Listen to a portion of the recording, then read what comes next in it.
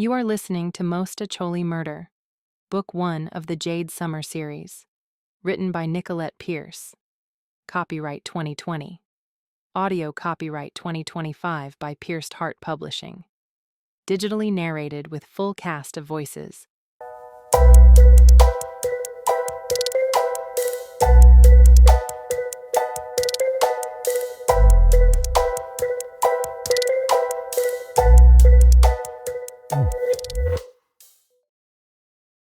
Chapter 31. What was Alan doing in Chicago? And what did he tell my parents? I felt like a naughty child wondering what my tattletale brother had said.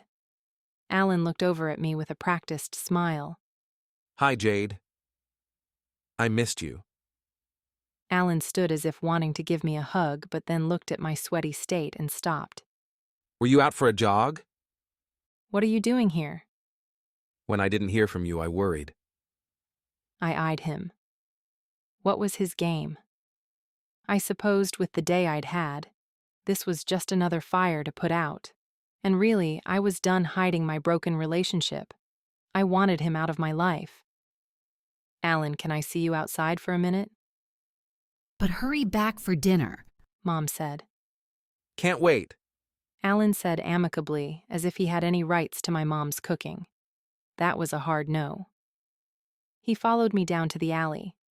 When I turned to him, he was frowning at the general dirtiness. Why are you here? Your parents seem nice. Alan, what game are you playing? We broke up. You are not allowed to drop in. About the whole breakup. Jade, let's try again. Stacy didn't mean anything to me. She obviously did. You slept with her, shacked up with her, and then promoted her. I was blind. Call it a midlife crisis. What is this really about? You obviously didn't give a damn about me. Is this about the money? It's not that. It is. You are guided by money. What happened? Alan looked as if he was still in sweet talk mode, but then he sighed and raked his hand through his hair. Everything. Stacy said you would sue me. She said it would be better if everything was in her name. And you signed it all over. He nodded. Everything. It's all gone. If you are looking for sympathy, you came to the wrong place. No, I'm looking for a new start. I have a job lined up, and I told them I'd take it if they allowed me to pick my own team. They said yes.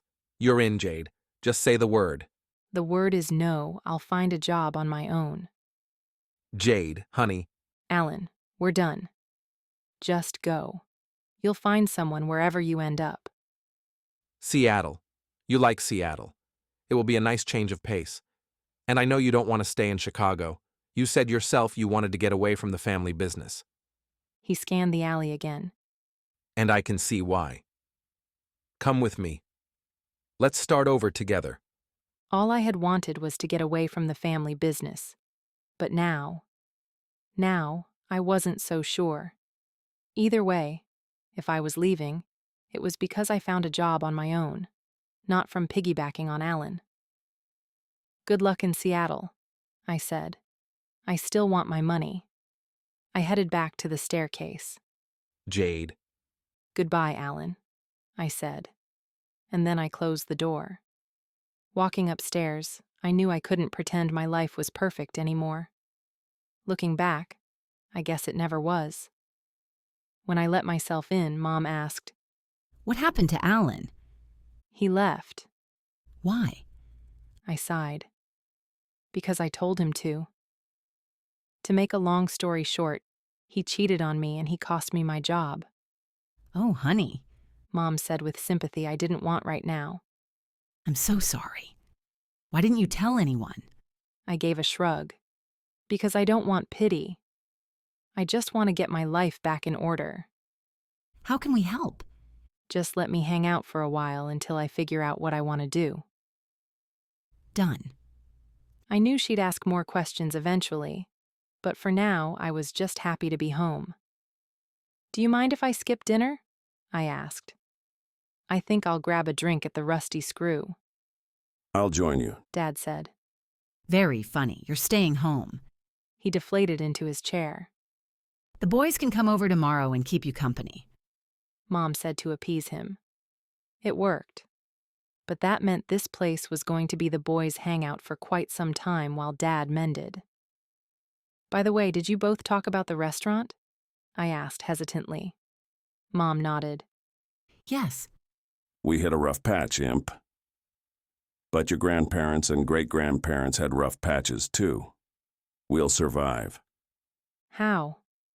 Family. He said simply. We stick together. One way or another, we'll get the restaurant back up and running. I'll help however I can, I said. I know you will. Glad to have you back, Imp. I'm going to shower and head out, I said. Has anyone seen Mila? She might still be downstairs. I plucked a few clean clothes out of my suitcase and texted Mila on my way to the bathroom. Want to grab a drink at the Rusty Screw? She replied back with a yes. And within a half hour we sat down at the back corner table with a beer in front of me and a cosmopolitan in front of Mila. Well, kind of a cosmopolitan. The bartender at the Rusty Screw didn't normally make girly drinks, as he liked to call them. So he dumped alcohol into a glass and topped it with a cherry. I had a feeling I might have to hire a driver to take Mila the few blocks home. I'm so glad I came here. Really? They can't even make a cocktail. Not the Rusty Screw. I meant Chicago. You were nearly shot. I didn't say there weren't some scary times. But seriously, it's nice to be a part of a team again. You were a part of a team at the firm. Not really. Everyone was out for themselves. Here, though, She shrugged. it's like being part of the family. Well, you went above and beyond to help us. And we saved your hunk. I call that a win. He's a hunk, but he's not my hunk. She waved me off. I know he cheated, and you were right to dump him. He's still delicious to look at, though. That's what I was hoping to talk to you about. I screwed up. I found out he didn't cheat. Mila had just taken a sip of her drink. Her eyes widened, and I had a bad feeling I was going to be wearing a non-cosmopolitan cosmopolitan all over me. But she choked it down and sputtered. What? I ran into Mindy on the way out of Sommer's apartment. Mindy confessed she never slept with Logan. She just made it look like she did. Do you want me to hold her down while you smack her? I shook my head. I have so many emotions, but the biggest one is regret. I should have tried again with Logan, but I left. Mindy wouldn't have confided in you back then. You would still have thought Logan cheated on you, and you would have resented him. You'd have 2 kids and a divorce by now. Yeah, I guess. I know it. I also know that you have to tell him this. I will. But he's at the hospital now. I'm not going to bother him with this after a murderer stuffed him into a trunk. Anyway, Avery is probably already at his bedside. There's no room for me. Tonight, you are allowed to cry your eyes out. But tomorrow you are going to pull up your big girl pants and march down to the hospital to tell him. I will check on him. And tell him the truth. He's got a girlfriend, I said. What happened to us is history. He's moved on. But you haven't.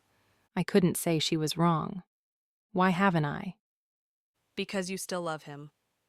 And that was my problem, not his. If he was truly happy with Avery, what right did I have to weigh him down with the past? I pulled out my phone and texted Ross. Are you at the hospital with Logan? I just got here. Why? How is he? Still unconscious? Is Avery there? She's on her way. Send me updates. Okay. A part of me wanted to go to the hospital, but I needed more time to think. I had to make sure that whatever I did next wouldn't blow up in my face. I couldn't screw it up with Logan again. Now, we need a plan so your brother falls in love with me. Give me the entire encyclopedia of Ross. I'll need more alcohol. Done. She pulled a wallet out of her purse. And by the way, I've decided to move here. I already put a deposit on an apartment. Want to be roommates? With my parents' apartment becoming the boys' club, it might be time to move on. But I hadn't had a roommate since college. Did I really want one now? And, more importantly, did I want to stay in Chicago? My phone rang. I didn't recognize the number. Jade speaking. Jade, this is David Bayfield of Foster and Groves. I apologize for calling you at this late hour, but I wanted to get in touch with you. It was a firm I had sent my resume to. We're impressed by your resume and want to set up an interview. I'll have my assistant call you in the morning if you are still interested in the position. Did I want the position? I just didn't know anymore. I felt tired and weary, a little broken, and the ad world could crush me in my current state. Did I have the strength to go back to it? Yes. But did I want to?